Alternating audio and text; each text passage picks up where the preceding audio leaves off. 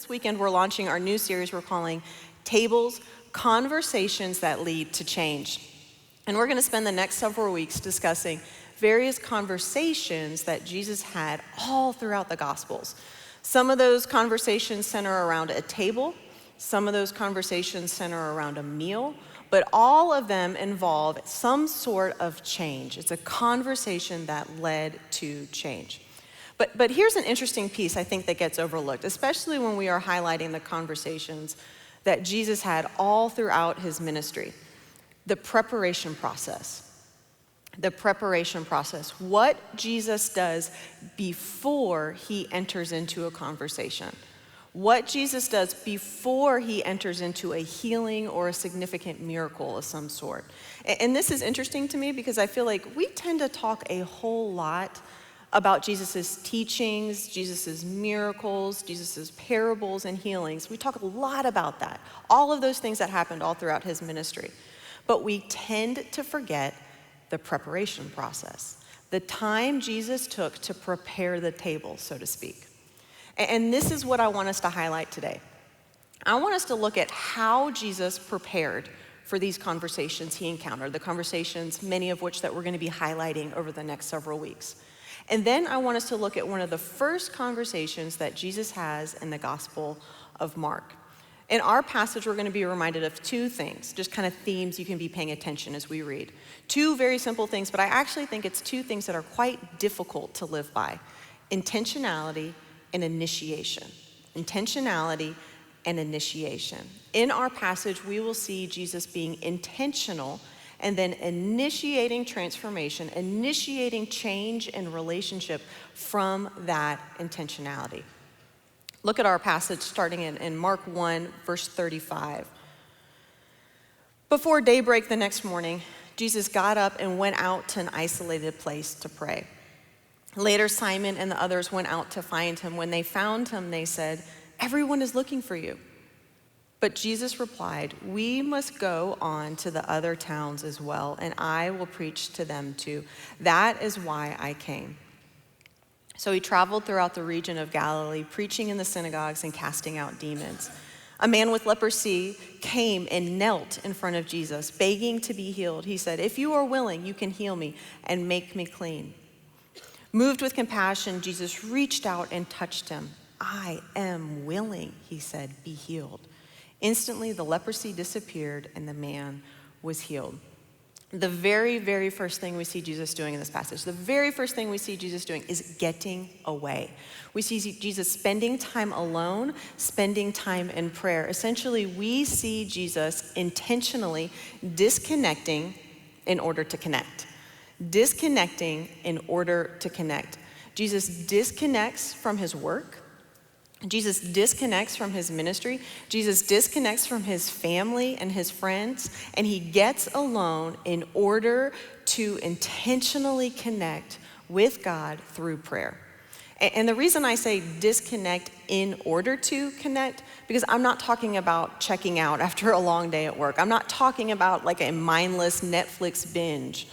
I'm talking about intentional time disconnecting from the clutter.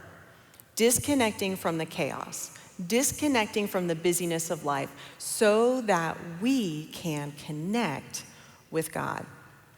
This past week, we had family in town, which was really, really exciting. Destiny and Rocky came in town for the Hope Women's Market. And one of the nights, we were so fortunate and blessed to get to have everybody come over to our house for dinner. And so I did what any normal person would do. The night before, actually a few hours before, I went manic on cleaning, obsessing over the dinner and the groceries and if we needed appetizers to go with the meal and then what that would look like. Laundry. I decided now is the time to put away 2 weeks worth of laundry just about 2 hours before these people come over. I eventually just gave up, shoved it all in a basket and hid it upstairs. Does anybody else do stuff like that? I organized our junk counter. Does anybody have a junk counter? We have a counter in our kitchen all the stuff goes to. I went manic on all the silliest things, and all of that happened before anybody even stepped foot in our home. There is a lot of work and preparation that happens before anyone even arrives into our houses to have dinner or to have a meal together. And all of that work, that setting of the table, directly impacts what will follow.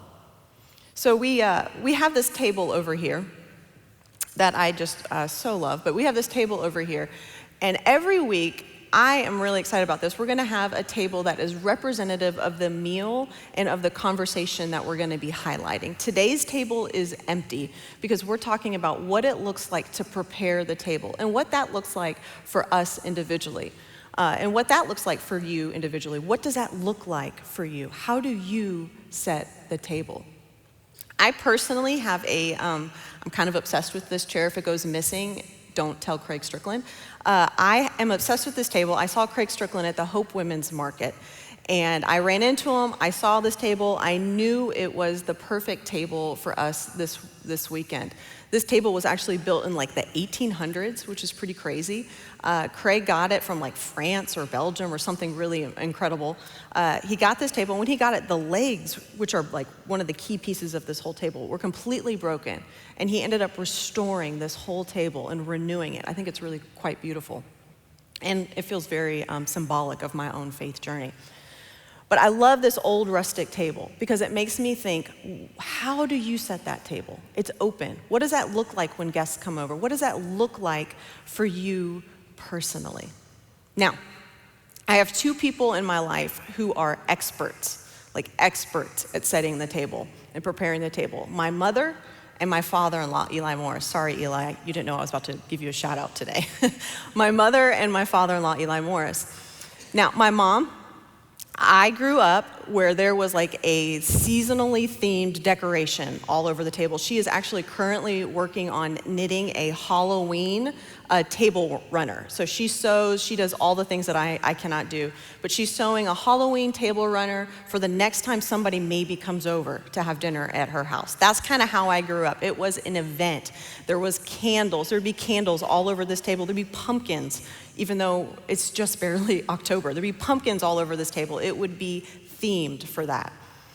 Now, Eli, on the other hand, pre-kids, Tommy and I had this tradition where we'd go over to Patty and Eli's house, and Eli would cook us an amazing dinner. And when we came over, very meticulously, Eli had set the table in his very own casual way. He had appetizers waiting for us in the counter by the kitchen. He had a salad ready. Usually the grill was going, and we would end up hanging out around the grill having a conversation. And then there'd be a few TV trays waiting for us in the living room where we would have dinner and go into the living room and sit and eat around the TV trays. Two very different ways of setting the table. Very, very different ways of setting the table. The way in which we prepare the table will be different for all of us, and that's kind of the point. My mom and her extravagant themed table runners is one way, and Eli's casual community around an appetizer and TV tray is another. Now, spiritually speaking though, what does it mean to prepare the table through intentional time alone? And why does that even matter? 3 reasons.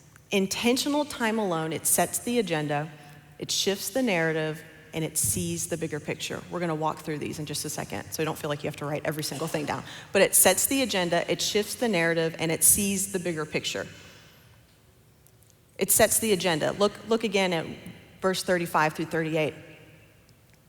In the early morning, while it was still dark, Jesus got up, left the house, and went away to a secluded place and was praying there. Simon and his companions searched for him. They found him and said to him, "Everyone is looking for you." He said to them, "Let us go somewhere else to the towns nearby so that I may preach there also, for that is what I came for." Jesus' time alone sets the agenda. And here's what I so love about this passage is that Jesus gets away. He's trying to be intentional in spending time alone in prayer. And what happens? He's interrupted. Moms, dads, that sounded all familiar? That's like my daily life. But he's intentional about it. He's getting time alone. He gets interrupted. His disciples find him. They need him. They want him. They have an agenda for him, an agenda for Jesus and what the plan should be. But Jesus' response, I so love this. Jesus' response is, no, No. No, it's time for us to actually go somewhere else. It's time for us to go somewhere else. Jesus' agenda is shaped out of his time alone. See, it is in time alone that it is God, not people, who set the pace for the day. The disciples had a plan.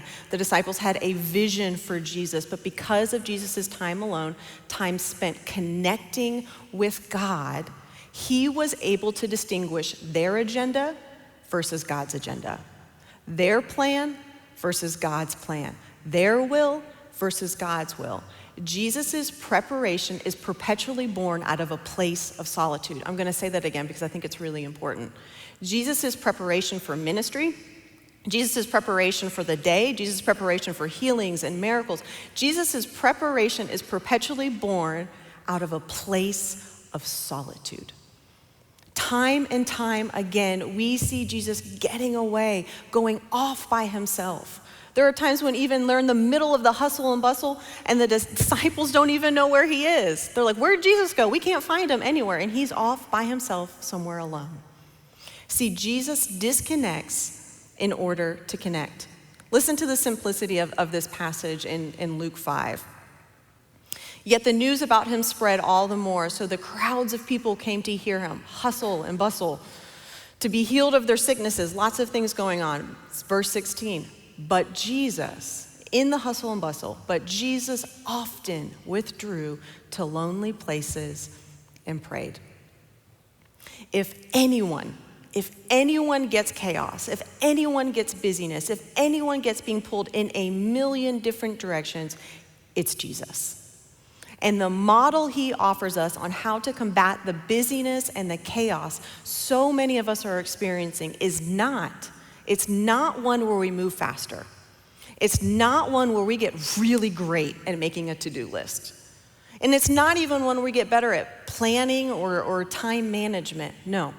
The model Jesus offers us is one of resistance in the form of rest.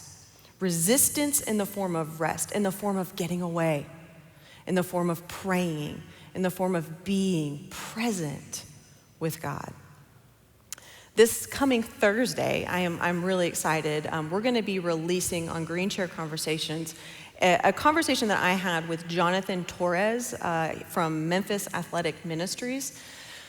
And in this clip that I'm going to show you, he discusses really transparently his perspective on rest and alone time. Torres had been in ministry for 15 plus years. He's kind of in the trenches, so to speak, on this. And he really talks transparently about how he does this, how his family does this, and how practically speaking, they live this out. Listen to what Torres says in this clip.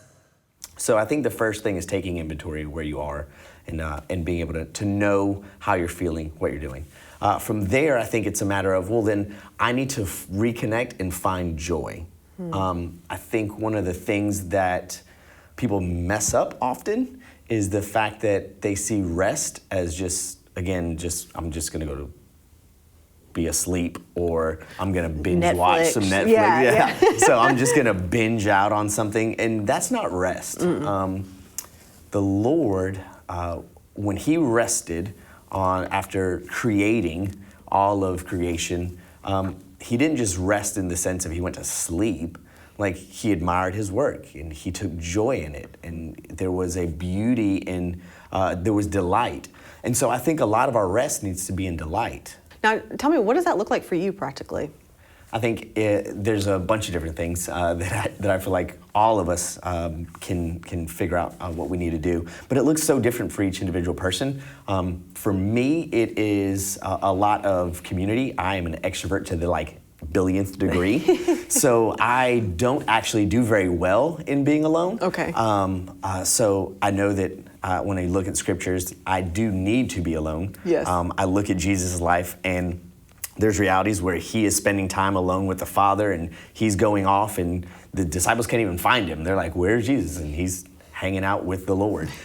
So there's some beauties in that, and I know that if Jesus needed it, how much more do I need it? I know that to be true, but I struggle with being alone. That one's a hard one for me, but I do need to find space to do that. So I have to force myself. I got to shut the phone off. I've got to do a whole lot of work before I even get to that alone time with the Lord.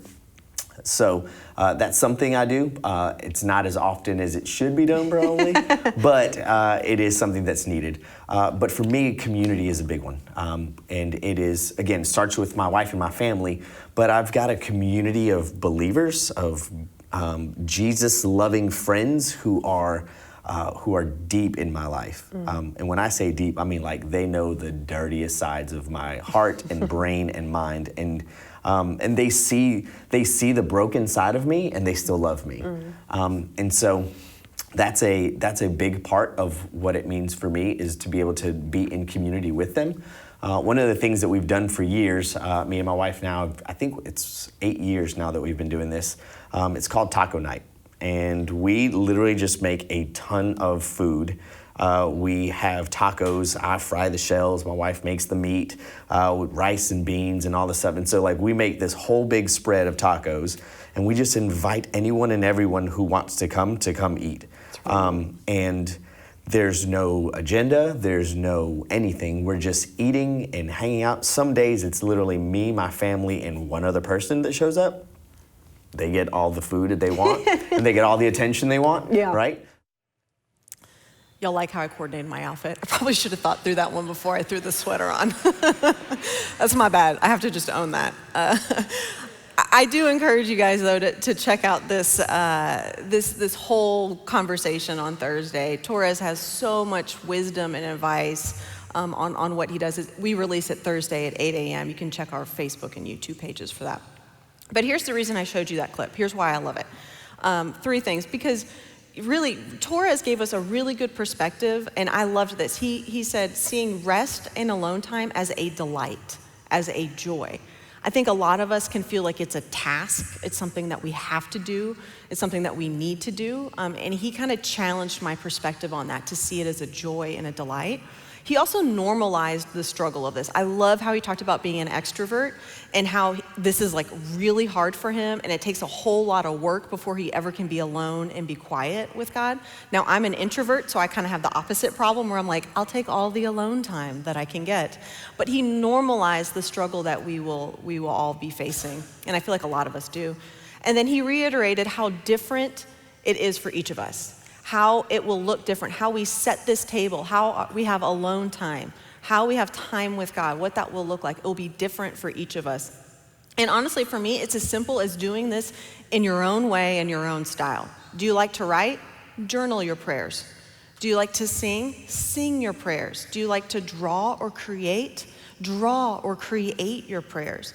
For me, the important piece is setting aside time to intentionally connect with God, to intentionally connect with God. So time alone not only sets the agenda, but it also shifts the narrative. It shifts the narrative. Okay, so I have a confession. I am a glutton for punishment, and I'm back in school. Like, what am I doing with my life? But I'm back in school, and I actually really love what I'm doing. I'm actually pursuing a certification in spiritual direction, which is essentially to helping people navigate where God is calling them and directing them to go. And one of the things that's required in this course that I'm currently taking is called centering prayer. And centering prayer, I have to practice 6 days a week for 20 minutes, is where you essentially are quiet for 20 minutes. Like your brain is quiet, you're just quiet for 20 minutes. That is a hard thing to practice, And the whole purpose of it is to be releasing the things that are consuming your mind, releasing the worries, releasing the fears, releasing all of that. And so I encourage you, if that's too intimidating for you, I encourage you maybe take 1 to 2 days just to set aside time to draw or write or create or be intentional with God. Or if this is something that's pretty familiar with you, why don't you practice something like centering prayer? Why don't you push and challenge yourself a little bit this week? But did you hear how zeroed in Jesus was on his mission and on the narrative? Did you hear how, look at verse 37. But when they found him, they said, "Everybody's looking for you." But Jesus replied, "We must go on to the other towns as well, and I will preach to them too. That is why I came." I love that. That is why I came. For Jesus, the narrative was about others. It was about the cross, not whatever chaos or decision was happening right in front of them. The disciples wanted to stay. They wanted Jesus to stay. They wanted to remain in their hometown. They wanted to stay safe and comfortable in the space that they were living. But Jesus knew that the narrative was wider and deeper than that.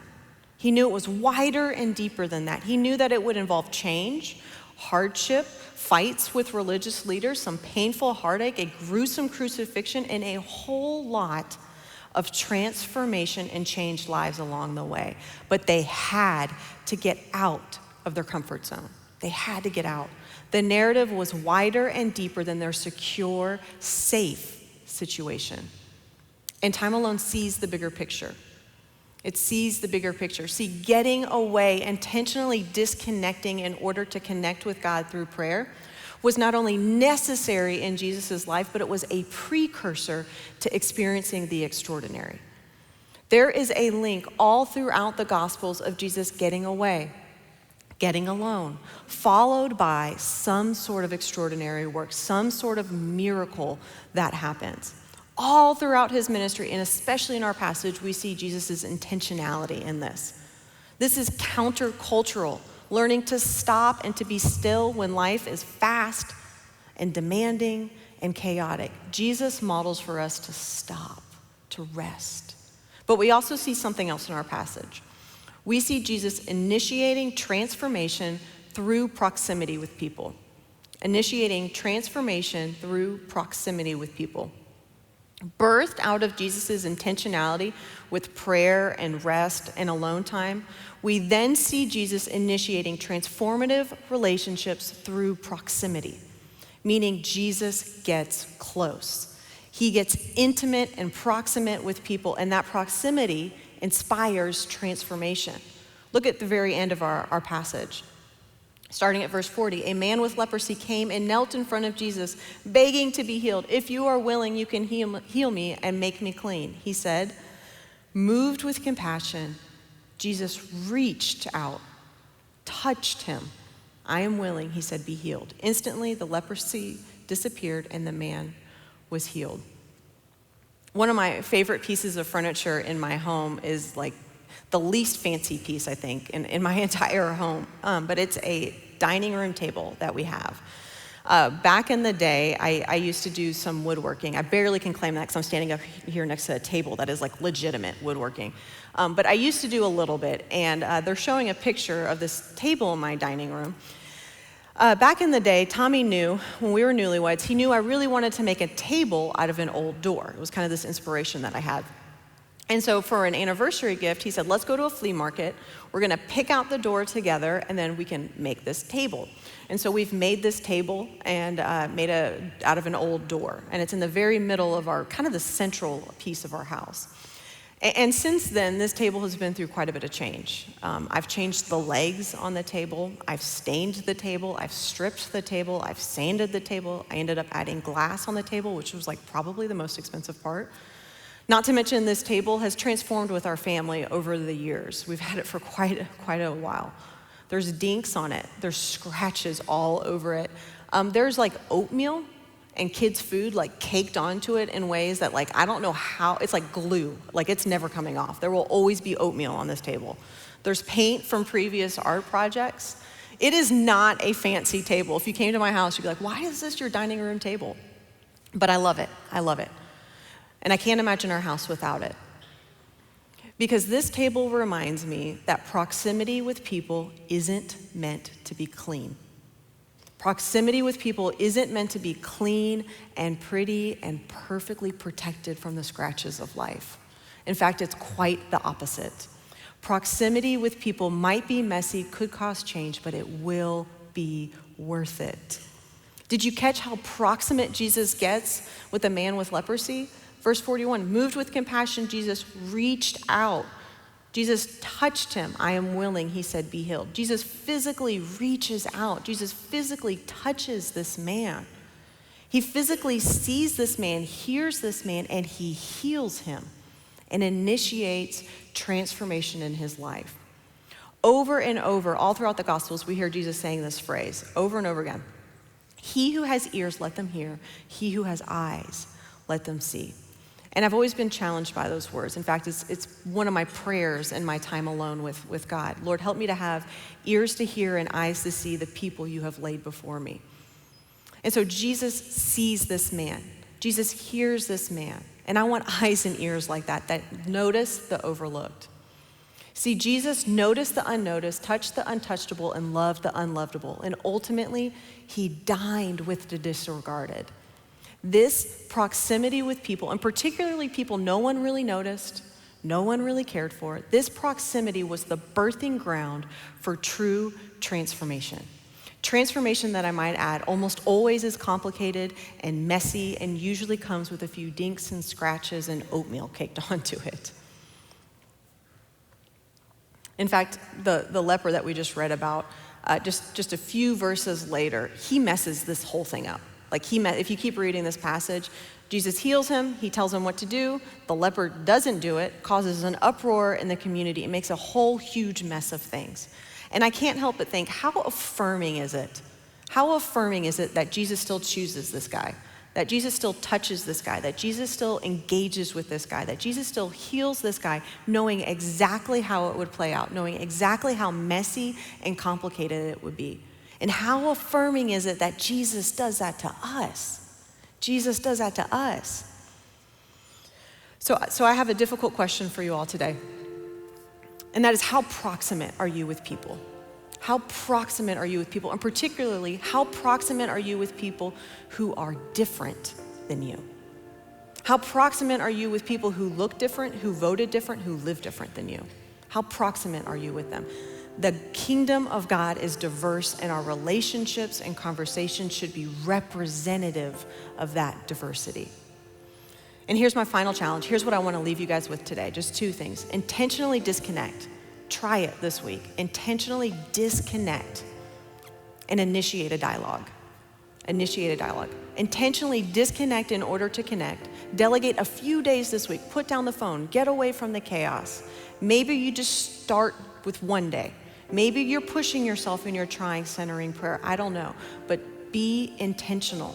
And be intentional by praying, through talking and listening to God. And initiate a dialogue, a conversation with someone who's different than you.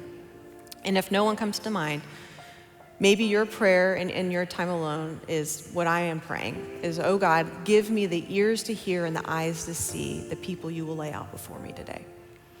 So let us prepare this table in the next few weeks. Let's prepare this table with intentionality and with initiation. And perhaps if you're having a meal after church today or after listening online, you may view the table you're eating around or view the table you're sitting at. You may view that table and that conversation as a newly sacred space. Amen? Let's pray together. Lord, I thank you that you're a God that was intentional in modeling with us things that are incredibly hard to live by in our culture. Our culture tells us move faster and faster and faster. Get it done, go, go, go. But you're a God that told us the opposite, that said, actually stop, be still, know that I am God. Help us, Lord, to be intentional in that. Help us to be intentional in being present and connecting with you.